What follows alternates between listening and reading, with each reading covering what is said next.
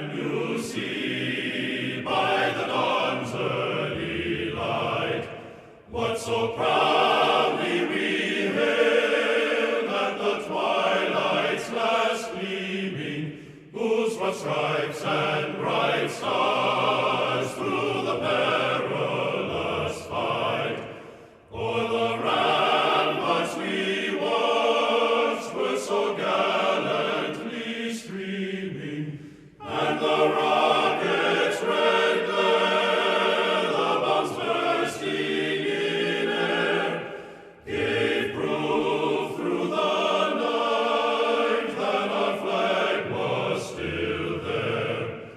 Oh, say does that star-spangled banner yet wave o'er the land of the free and the home of the brave?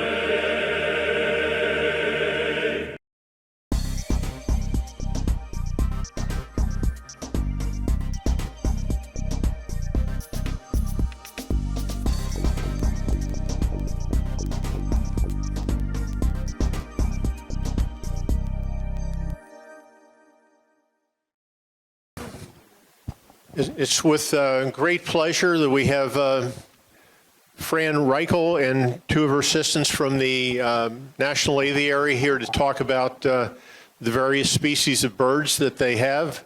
I've been down the National Aviary, as I'm sure a lot of you have, and it's a very impressive facility, and it seems to be gaining momentum each year. And with no ado, let me pass the mic on to Fran. Okay, actually what I'm here to talk about today is something that is, can everybody hear me? Okay, what I'm here to talk about today is something that is very important to us, especially at the National Aviary, and that is birds and conservation. Birds first, conservation right thereafter. I have here some clippings that were taken out of magazines and newspapers that show you how quickly animals are disappearing from the planet. It is thought that we are in something called the sixth mass extinction, the fifth being when we lost dinosaurs. Here are some species that we have to worry about. Some of them that you will recognize, like this South African penguin. This is a palm nut vulture. We got over here, this is a hooded vulture, a bald eagle.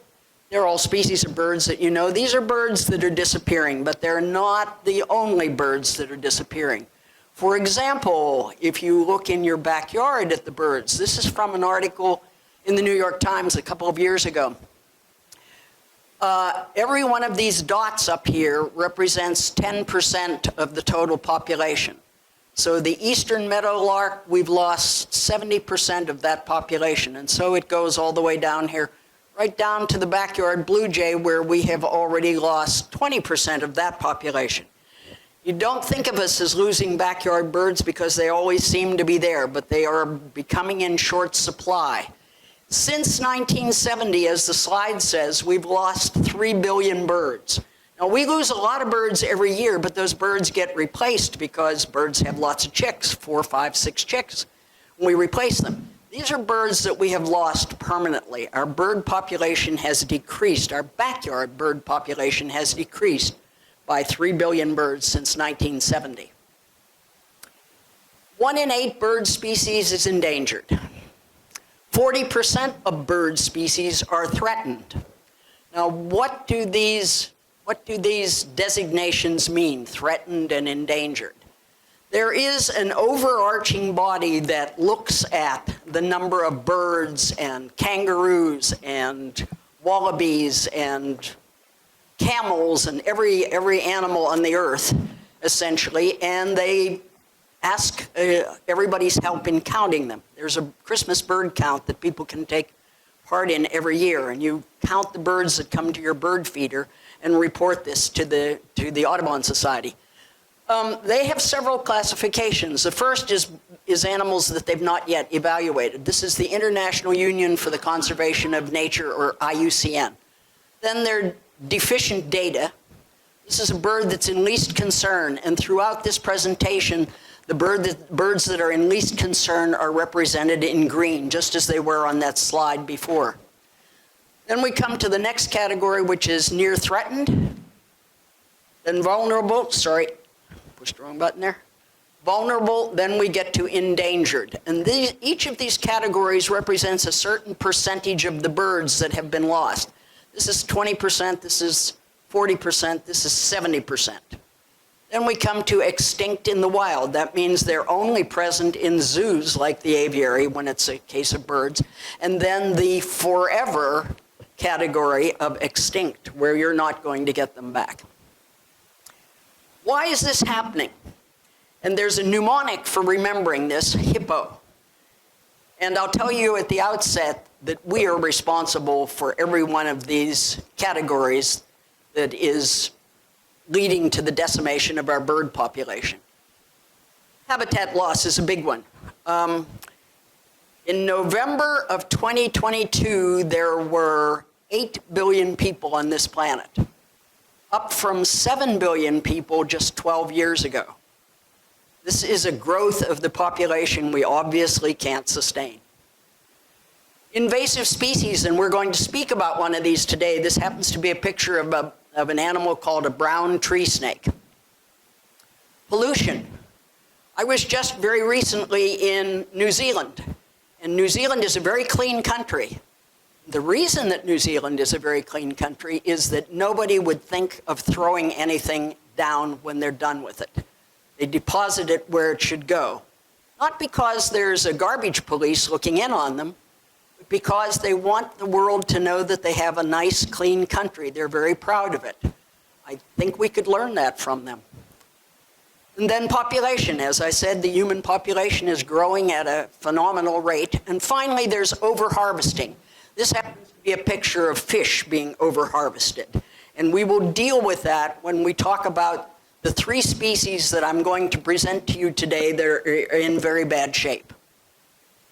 We're starting this off with 2 birds that you maybe never even heard of, the Guam rail and the Guam kingfisher. If you come to the aviary, you can see both of these birds. They both came, as the name implies, from Guam, which now has no birds on it. Guam, and I'm sure the people in this room know this, but I present this to young kids and they have no idea where Guam is. Guam is a member of the Marianas Islands down here. It's near the bottom. And the importance of Guam to us was during World War II, because Guam was a staging area for supplies for us when we were fighting the war with Japan. So this is Guam back in 1920. And Guam had, at that point, 12 birds that were endemic to Guam. Endemic means it's our bird, you're not going to find it anyplace else on the planet except Guam. 12 different species that were endemic. This is the Guam rail down here, this is the Guam kingfisher over here, and there are these several other birds here. Now, we fast forward to 1950, so this is just at the end of World War II, 5 years after. And a new character has appeared on this screen in the form of the brown tree snake. He's called a tree snake because, of course, that's exactly what he can do, is climb trees, which he did and ate birds' eggs. Let's go a little bit farther forward. In 2018, there were 2 of those 12 endemic species left on Guam. Guam kingfisher and the Guam rail, birds whose pictures we saw. They are extinct in the wild. The other 10 birds that belonged on Guam are now extinct permanently. Guam has no birds now.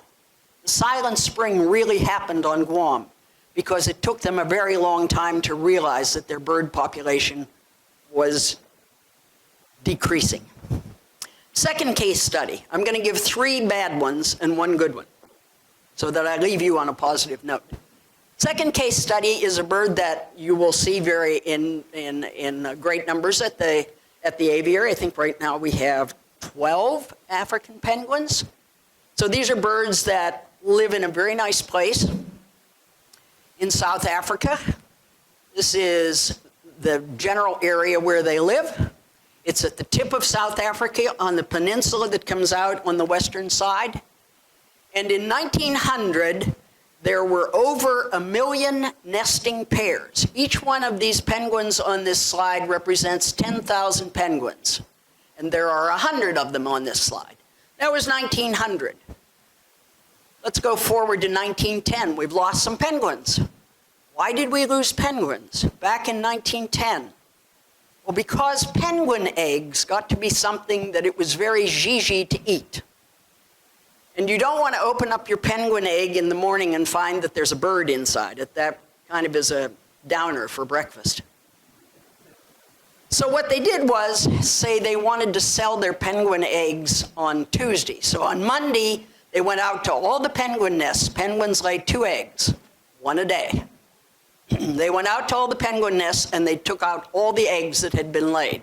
So there's a chick gone for every egg they removed. The next day they go out, and that means that every egg that's out there is now a fresh egg that has been laid yesterday. So then they collect all those and sell them. And that's what led to this loss in penguins. The next loss in penguins came up until about the year 2000. And this is due to guano harvesting, and we'll have more to say about that in a little bit. But now we're down from 1 million nesting pairs to 80,000 nesting pairs. Now we go a little bit farther forward, and I'll tell you what did this. We're down to 60,000 in the year 2015. There has been a count in 2022, and if I were to put that on this slide, we would be down to 1 penguin. We've got 10,000 nesting pairs of these sweet little birds. 90% of the population was lost since 1900, and of what was left, 60% of that has declined since 2000. When this slide was made, which was 5 years ago, it was said that they faced extinction in the next 10 years. Well, we've gone 5 of those 10 years, and things are getting much worse. So pretty soon we're not going to have any South African penguins left at all, except in zoos like ours. Why? Habitat loss. We've seen that one. This is the place where a lot of penguins live. It's called Simonstown in South Africa. And who wouldn't want to live in a place that looks like this? I mean, it's just gorgeous. And a lot of people did. And they moved in, and that displaced a lot of penguins. So penguins used to make their nests in all sorts of places, and now those places are occupied by homes. Penguins get run over regularly by cars and parking lots. Penguins are being displaced. So that's habitat loss. Guano harvesting. What is guano? Everybody know what guano is? Poop, right. It's penguin poop or it's bat poop. Those are the 2 types. Seabirds and bats are the 2 types of birds where their poop is called guano. Guano harvesting. When a penguin goes to make its nest, first of all, a penguin poops, and the poop is completely liquid. They digest everything. So you've got this nice white liquid. And when the liquid is laid on the sand and the liquid evaporates and becomes solid, it's like cement. And so they would lay down layer after layer of this cement. And what they do with that then is they dig it out and they make themselves a nest. Here's the entrance to the nest, and here's the burrow that the penguin is in that he's dug out of the guano. And there he is on his egg. Both male and female penguins incubate eggs. So here are the layers of guano. There's a layer, another layer, like that. They build up over the years because these penguins have been here for several hundred years. But we found out that guano is rich in nitrogen and phosphorus. And those are 2 things that can be used in fertilizer. So we went in with steam shovels and all sorts of mechanized shovels, and we took out the guano. And now we are down to the point where the penguins have to make their nests on hard rock because we packaged this stuff up and sent it all over the world. So that's guano harvesting. Overfishing. Penguins eat sardines and anchovies, particularly. They're both fat fish. Always have to think what goes into Caesar salad, and that's anchovies. Penguins like sardines and anchovies, and so do we.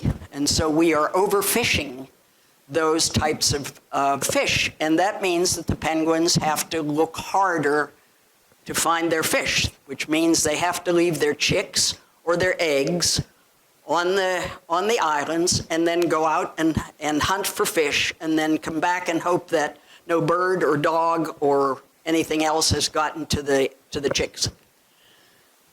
Oil spills. We read about oil spills every so often, but the oil spills that we read about are really big oil spills. The Exxon Valdez was one of them. There was one in 2000 right down in this area that was a really tremendous oil spill. But oil spills, because we're at the tip of South Africa where lots of boats are passing around, oil spills are happening every week. There's an organization down there that is bathing and soaping up penguins to get rid of the oil all the time. And finally, climate change. Climate change has caused the waters near the area where the penguins live in South Africa to become warm. Fish don't like to live in really warm water. They like to live in colder water. So the fish have moved south of South Africa to get into the colder water. So instead of going from, say, the aviary to Sewickley to get your fish for your family, you have to make a trip that's twice or 3 times that long every day to feed your chicks. You're swimming a very long distance to get to a place where there are fish. So those are the things that are happening to penguins. This is the last negative. I don't want to be completely negative. This is the last negative case study. And this one is really surprisingly bad. This is the hooded vulture. And you think to yourself, vultures, they're really terrible animals, vultures. But vultures are extremely important to all of us because vultures have stomachs that have such a low pH, that have so much acid in them, that no matter what they eat, it is killed. And that includes rabies, anthrax, and lots of other diseases. If you don't have vultures, and a hyena comes and eats an animal that's dead that has rabies, the hyena has rabies then. And pretty soon the whole hyena troop has rabies, and we've got rabies. So vultures are extremely important for eliminating these very bad organisms from the planet. Okay, I said that when the animal is shown in green, it's of least concern. And this is the population of the hooded vulture in Africa in 2009. Now we're just going to come up here a little ways, 2009 to 2016. We've lost all those vultures. It's the most dramatic case of bird loss that I know of. 99% of the population since 2019. They were critically endangered in 2016. They're on their way to becoming extinct in the wild. And what was responsible for that? Well, poisoning is the big one. If you are a poacher and you want to get yourself some elephant tusks, which is completely illegal, of course, you kill the elephant, but there you've got a dead elephant lying on the ground, and that's a sure sign for the vultures that there's going to be something to eat. So they circle above this animal that's been killed, and that immediately makes it obvious to everybody who's out there looking for poachers where the poachers are. So if you're a poacher and you get away with that one time, what you do is just before you leave that elephant carcass, you throw a bunch of poison on it.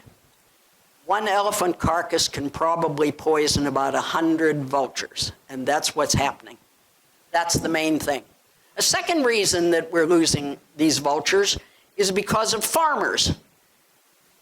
And originally this was completely unintentional. The farmers, when they have cattle and other animals that get very old, those animals have arthritis. We can all relate to that. Arthritis is painful, so they give them something that is kind of a super aspirin to get them through the day so that they're not in such pain, and it's a drug called diclofenac. Unfortunately, diclofenac is very poisonous for vultures, for most birds. The animal dies, the vultures come in to eat the carcass, they get poisoned by the diclofenac. We know that now, so we have forbidden the use of diclofenac, but there are a lot of stores of diclofenac out there in people's homes and with veterinarians. A lot of people are still using diclofenac, so this is still going on. Traditional medicine, this has really not made a big impact on this because traditional medicine has been going on forever. You take a part of a vulture and you dry it and make a powder out of it and swallow it and you become clairvoyant. That's not really what's getting them. And finally, our good friend, habitat loss. Africa is becoming more and more populated. So why should we care? We have really a good reason to care about all this? These animals are bioindicators. You are all old enough to remember, to have heard stories about, not personally remember, you have heard stories about the canary in the coal mine. The canary that told, because it was vulnerable, much more vulnerable than the people who were working in the coal mine, was the first to show signs of illness when gases were being produced that would poison the miners. These are all canaries in the coal mine for us today. The penguin, peregrine falcon, bats. This is a bald eagle up here, hummingbirds. These are all canaries in the coal mine. They are telling us by their loss that we are ruining the planet that we're living on, and that's going to become uninhabitable for us in a few short years. Another reason why we care about them is that they are pollinators. You remember that I said there are no birds left on Guam, and the trees are starting to disappear from Guam because the birds ate the fruit and dispersed the seeds, and that's what continued to grow trees. But there are no more birds, so they're starting to lose trees. Life is like a fabric. And you pull one string out, one thread out of that fabric, and the fabric starts to unravel. So that's two reasons why we should care. And the third reason we should care is because we need biodiversity on the planet. When I have young kids, I always tell them the story of a young man trying to make his fortune by raising trees to produce lumber for homes. And so from his parents, he inherited 1,000 acres of ground. And he said to himself, ash trees grow probably faster than almost any other tree. And therefore, I can sell that wood faster than I could if I planted any other kind of tree. So he planted all 1,000 acres in ash. And if you live in the state of Pennsylvania, you know right now we have an ash borer. You plant 1,000 acres in monoculture, and along comes an invasive organism, and you've lost your whole 1,000 acres. If you had planted your 1,000 acres in oak trees and maple trees and hemlocks and all sorts of other things, you might have lost a percentage, but you wouldn't have been wiped out entirely. So biodiversity is important to us. Now, how do zoos help this? Because a lot of people think that zoos are just places where you go to see animals that you wouldn't see anyplace else. We've got 450 birds at the aviary. We've got about 150 different species. So you can see a lot of birds that you might not see anyplace else unless you did a lot of traveling. But that isn't really the purpose of zoos. Zoos have to help with this problem. And we have a big organization in the United States that's called the Association of Zoos and Aquariums, or AZA. And they're trying to help save these animals. They have spawned a lot of smaller organizations, SAFE, Saving Animals from Extinction. SANCOB, this is the organization that bathes the penguins when they come in when they're coated with oil. It stands for the South African Foundation for the Conservation of Coastal Birds. Volpro, obvious what that is. And if you come to the aviary, I want you to look for Species Survival Plan. We have that written beside a lot of the birds that we have at the aviary. We have big conservation efforts going on at the aviary. Here's sand cob again. A couple of years ago, when there was that enormous oil spill, a lot of chicks were left unguarded, and sand cob went out and got those chicks, and they needed help raising the chicks. When penguins raise their chicks, they come back after filling their bellies with fish, and they regurgitate that food that is in their belly into their chick's mouth. Now, that's not something that we're going to be able to do, but what we did instead was the sand cob came up with a mixture that had the same nutrition in it as that penguin milk had. And we sent a couple of volunteers down there. This is the man who runs the penguin colony at the aviary. We sent a couple of volunteers down there, and they put very, very flexible tubes into these penguin chicks, and with a syringe pumped the food into the penguins. Now you have to hold this little chick, you have to put the tube in, you have to pump the food in, and then you go and you do the next chick. And you do that to about 30 different chicks. And that takes about 2 hours, and it's time to feed the chicks again. So you do it all over again. You feed the chicks 4 times a day. What did I do on my summer vacation? Fed chicks. We also have field conservation going on. That's helping species where they live. And you remember that I said the penguins now have to build their nests right on the ground because there's no more guano left. Well, somebody got the idea that they could design a nest that would do for penguins, and there were a couple models were designed. We have one of these. This one you can see right at the aviary. That artificial nest burrow happened to be the one that they picked to use for penguins. It's the most successful one. So they're putting those around so that the penguin chicks don't suffer from too much heat. This is as you can see, two different covers with an air space in between them. So it kind of shelters them from the heat of the day. And of course it's white, so it helps to reflect that heat as well. And we have breeding programs at the aviary. It's something that you won't see if you come to the aviary because it's in the background. We have a very large breeding center where we are trying to raise all of these various birds that you see on here.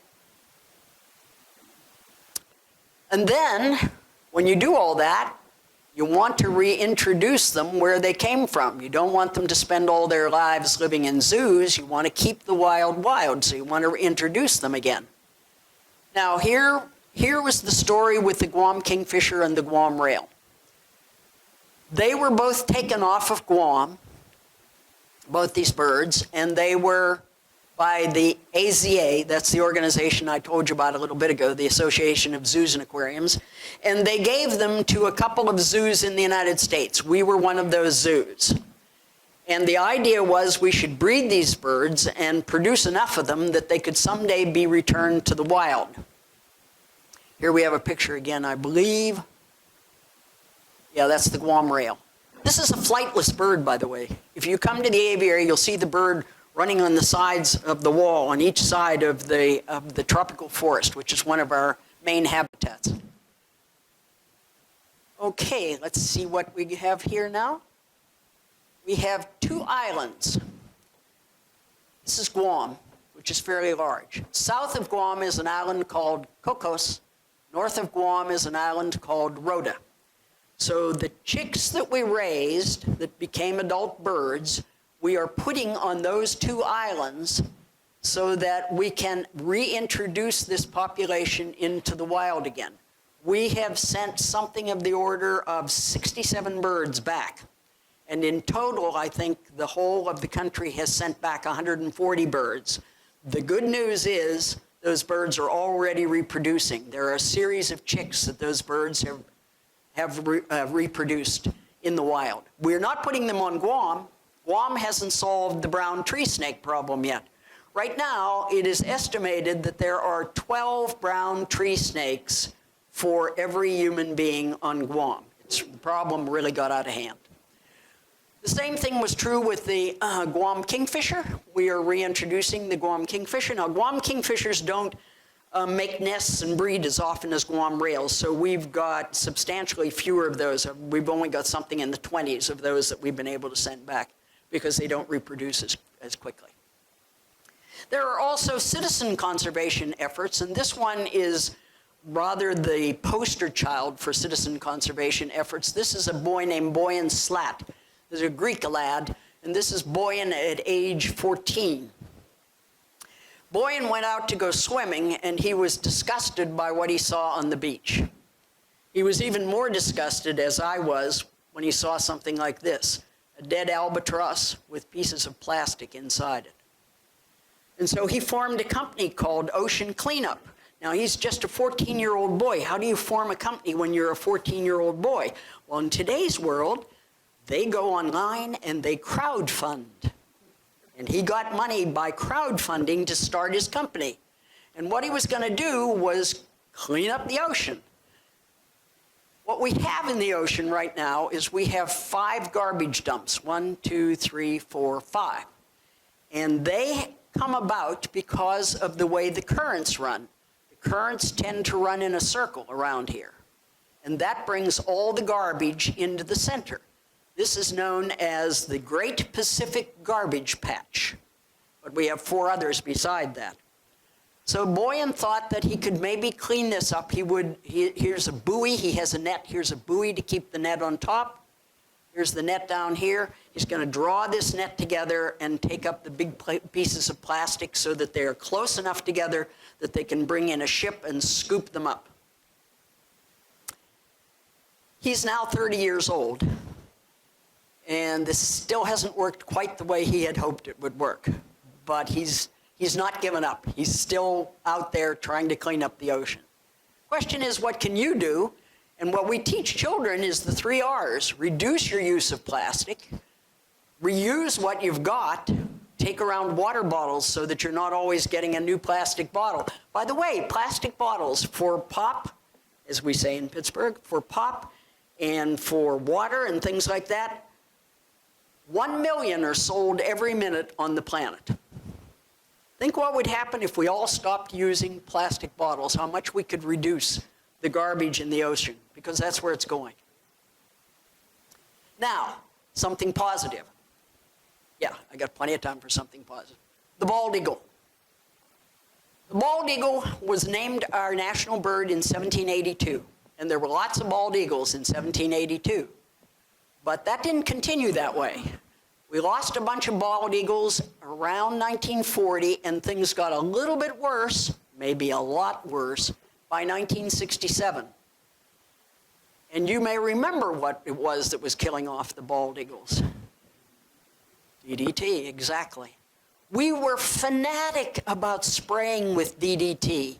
We went and sprayed fields with DDT. We sprayed every living thing with DDT. I'll show you some pictures in a minute of that. And what happened was it ran off and it ran into the ocean. Now, when it ran into the ocean, it was present, there are 6 zeros in front of this 3. It was present in very small quantities. But zooplankton drink ocean water to get whatever nutrients is in there. And by the time they've done that, the DDT doesn't pass through them. It stays with them. So the concentration now has built up to 0.04 parts per million. Then small fish eat them, larger fish eat them, and birds like the bald eagle eat those large fish. And now we're up to 25 parts per million. 25 parts per million, is that really very much? Is that really something to worry about? Well, here are 3 bald eagle eggs before DDT. And here are some bald eagle eggs after DDT. This is why we lost the bald eagle and why we lost a lot of other birds that were eating fish. Their egg shells became very soft. They wouldn't support the weight of the bird on them. You don't produce offspring, your species is going to die off. This is a film about Rachel Carson, and we have no sound, but I can tell you essentially what Rachel Carson has to say here. Oh, you do? Okay, good. And between living things and their environment. These kids are eating lunch. We're spraying them with DDT. Kids swimming in a swimming pool, we're spraying them with DDT. These were all the various pesticides that we had. And as Rachel said, she wasn't trying to change the whole world of using all the pesticides. There were some we had to use, but she wanted to reestablish the balance. That was Rachel Carson way back. We did this spraying because, you may or may not remember, we had a polio epidemic. And we were of the opinion that polio was carried by bugs, and so we were going to kill off every bug on the planet so that our kids didn't get polio. We even sprayed the kids so they wouldn't get polio. Anyway, she came along, and her friends told her that when these planes went through their area, that the DDT that they were spraying with was killing off a lot of birds. And that's what got her started on this. And she understood that it was killing off not just the insects, but the bald eagles and lots of other birds. The industries that were selling DDT really tried to make a fool of her. She's trying to reverse the laws of nature. But she soldiered on, and she wrote The Silent Spring, which single-handedly caused DDT to be banned. I have a small story to tell you. We are trying, and we have been trying since 1987, to restore the California condor. California condors went down to 27 birds in 1987, some males, some females. What do you do if you're down to a bird that, 27 of a bird that represents your country? It's endemic to the United States. Scientists caught the birds, and they allowed them to breed in captivity, which they did, and then they took the eggs and incubated them lest something happened to them.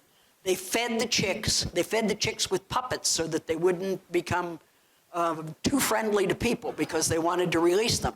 And we are now up to 547 California condors. But just recently they have found that the California condors that they've released are producing eggs, and the eggs are looking like those bald eagle eggs. And the question was, why? We got rid of DDT. Well, it turned out that one of the major companies producing DDT, when it was banned, dumped their stores into the Pacific Ocean, and the California condor is picking that up now. So Rachel Carson was born and raised in Pittsburgh, and she went to what is now called Chatham University. It was called Pennsylvania College for Women, and then it was called Chatham College, and now it's Chatham University, because everything is a university. And we have a bridge named in her honor. So 1967 to where we are in the last couple of years. Eagles are coming back. You probably know one of the eagles. It's the Hayes Station. There's a nest, which we'll see in a minute. So 2012, we're not back where we were. Remember, this is a bird that produces 2 eggs per year. When you get down to a seriously low number of these birds, it's going to take a very long time to get them back up again. If they were like quails and produced 20 eggs a year, piece of cake, but they aren't. This is the bald eagle at Hayes Station, and this was taken in March 29th, I believe, of 2019. And there they are feeding the chick. One or the other parent catches something, tears it into small pieces, and stuffs it in the chick's mouth. So the moral of our story today is you should never doubt that a small group of thoughtful, committed citizens can change the world. It's the only thing that ever has. Okay, thank you, ladies and gentlemen. Now I'm going to bring out the bird that you've been waiting for, and it is not a bald eagle.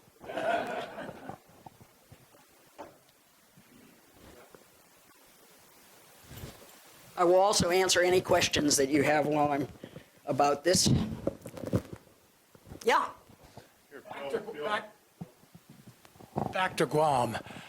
Who introduced the tree snake to Guam? One of the ships that we did, one of our ships, it went through Australia first and picked up a cargo, and that brown tree snake inadvertently was on that ship when it went in. Apparently a pregnant snake at that. Yeah, we were responsible for that, but it was accidental. We certainly didn't know that it was happening. It's just that it's kind of a hard thing to manage once you've done it. Any other questions for Fran? How big is the aviary in square feet, or whatever you? We're a really small place. We're a really small place. You couldn't quite fit it into this room, I'll tell you that, but the biggest room that we have is called the wetlands. It's arranged in habitats. So we've got a tropical forest, we've got wetlands, we've got grasslands, and we've got a place that's just outside of the aviary where we have our Andean condors. It's not very big at all. It's a very small place. I don't know the square footage of it, but it's not a really big place at all. It's a very welcoming place. You get funding from the federal government?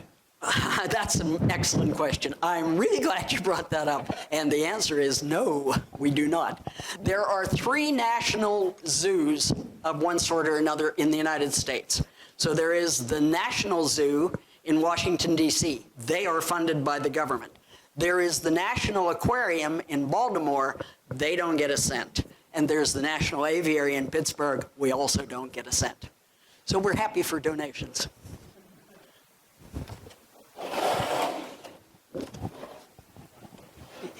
Hello? Do you still have the snowy white owl at the aviary? No, we don't. Our snowy owls aged out. It's not a terribly good climate for snowy owls because too much of the year is really too warm for them. So we are not replacing them. They aged out. We had 2 left, I think, and they aged out. Is there a link between the National Aviary being in Pittsburgh and Rachel Carson being in Pittsburgh? No, the National Aviary came about just about the same time. No, she's in the 60s, I guess. National Aviary came about not as the National Aviary, but it came about as a place in 1952, and it was a conservatory. And it had lots of plants in it. We still have those plants. Our trees are very old at the National Aviary.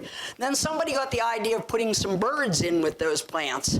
And so then all of a sudden we became a conservatory aviary. And then gradually we lost the conservatory designation, and so now we are the National Aviary.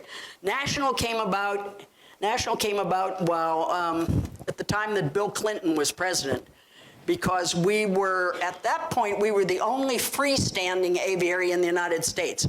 Most of the aviaries that you see are attached to a zoo, and they will say to you, well, we have the lions and tigers. Oh yeah, we have an aviary over there. We're nothing but birds. And at the time that we went to the national administration and asked them to give us the designation of national, we were the only one. There are now 2 freestanding aviaries in the United States. There's one in Utah called Tracy Aviary. It's mostly outside because the weather permits that a lot better. Oh, we've got a smaller contingent here, younger contingent. They don't know about the canary in the coal mine. I know, I teach kids that age. They have no idea what I'm talking about. This is Austin, and Austin is a Eurasian kestrel. We have a kestrel in the United States, an American kestrel, which is a very pretty bird. I'm not going to put that light in your eye, Austin. We're a very pretty bird, a little smaller, but more colorful than the Eurasian kestrel. This bird you will find throughout Europe and Asia. In England, it's called a common kestrel. This is a member of the falcon family. The largest members of the falcon family are called falcons.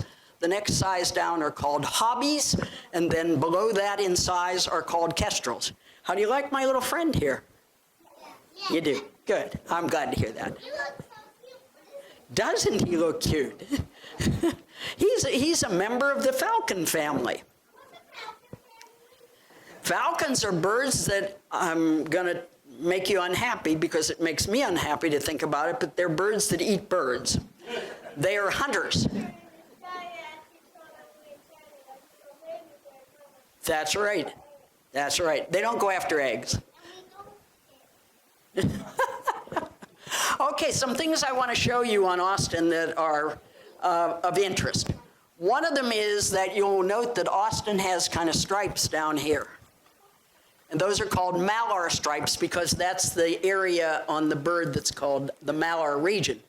And those stripes do the same thing as the stripes that we put on athletes across the eyes or down the eyes, one or the other. Keep the sun out of Austin's eyes. He also has something above his eye, and he has very large eyes. There's something above his eye, which is where we have our eyebrow, and that's called a supraorbital ridge. And what that does for Austin is that keeps the sunlight out of his eyes from above. He has something that is peculiar to falcons. Take it easy, boy. We're not going anywhere. He has something peculiar to falcons, and that's called a tomial tooth. So instead of his beak just coming down like that, it comes down, and it has this little pimply-like structure and then goes the rest of the way. Now he has, on the other side of it, the lower beak has a divot in it where that pimple fits right into the divot. And that's essentially how he manages to kill a bird.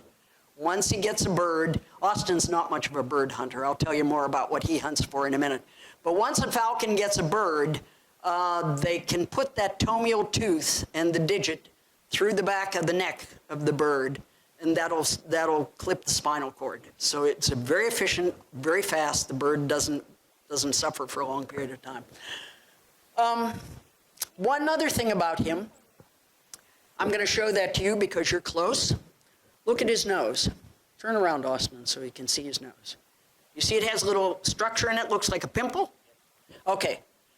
The importance of that is that when we first produced jet engines in this country, we did not put cones in the engines.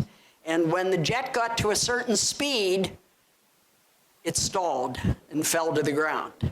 And we looked at birds that fly very fast, like peregrine falcons, where they dive at 200 miles an hour. We looked at them and we said, got to be something about having that little pimply structure in there, which is called a tubercle, having that little pimply structure in there. And eventually, after thinking about it a long while and doing a lot of tests, we put cones in jet engines, and now they can fly as fast as the plane can fly without stalling. Last thing I want to tell you about Austin that is really interesting, by the way, he's a bird of prey, but a penguin is a bird of prey. Think of it. They're eating live fish. They're a bird of prey. He's different. He's what's called a raptor. And a raptor is a bird of prey that goes after its prey with its feet. And that's eagles and hawks and falcons and owls. They are raptors. And he does a special thing when he goes after his prey with his feet, because his feet, he has real long toes. This whole thing, you see the band on him, that's still his foot.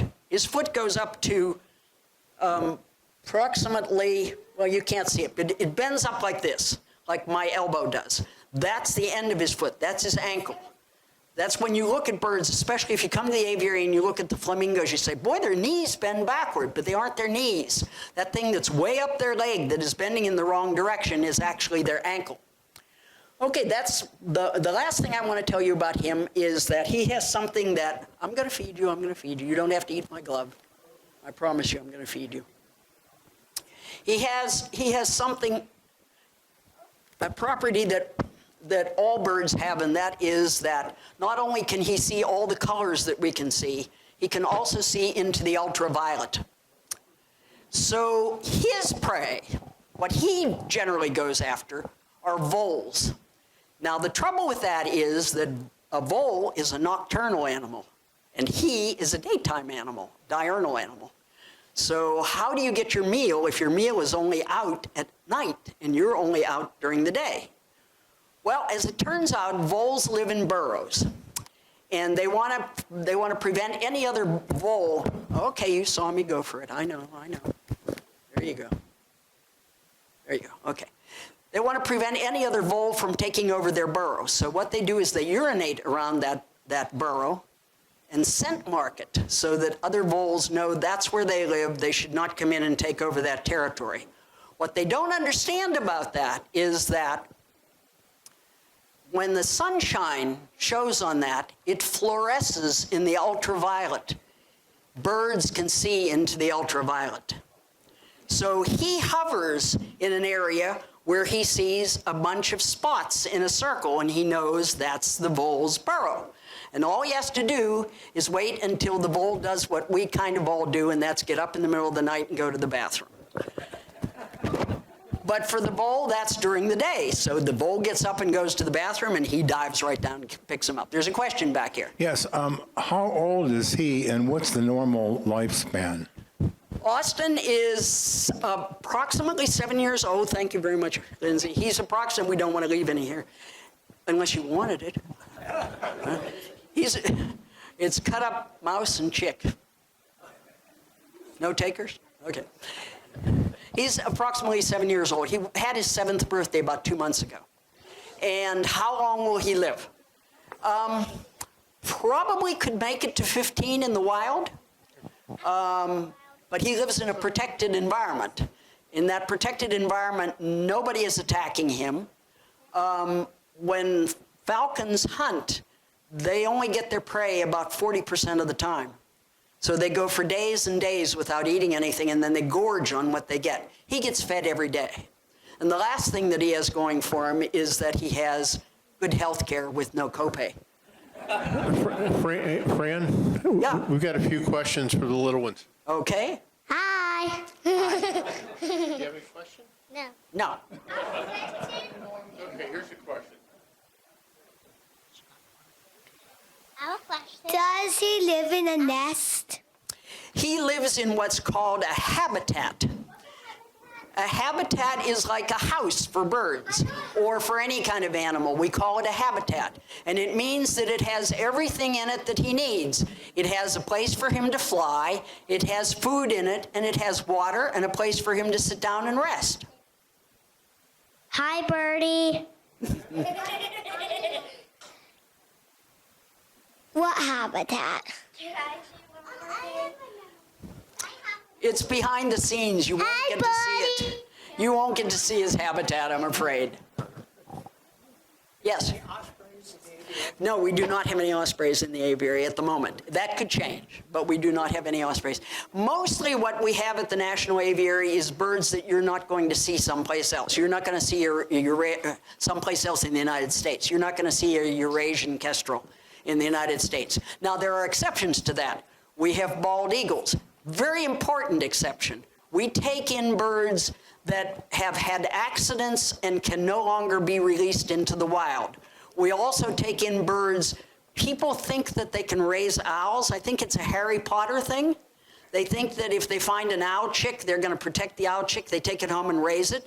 And what that means is you sit down in a park, and that owl is going to sit on your shoulder because it's become accustomed to human beings. You can't have that. The owl cannot live in an environment in the wild where it's sitting on people's shoulders.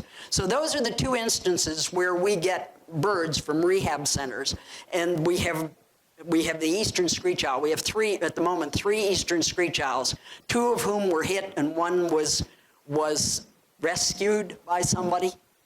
Okay? This bird? Yes. Yes, that's why they're Eurasian, because they live in Northern Europe and they migrate down through India. Yeah. Any other questions? Yes. How much bald eagle territory must be Pennsylvania? I know there was one in Preston Township that every once in a while would fly over my yard. I have no idea. I don't know where you... Actually, I have the answer to that question. Do you? Good. Fine. 5 Thank you. around the Pittsburgh area. Is there one still in Preston? I think so, yeah. Yeah. North Park, right. Okay. Okay. Okay, Fran, thank you, and Thank you very much. Thank you. great presentation, and the kids love it.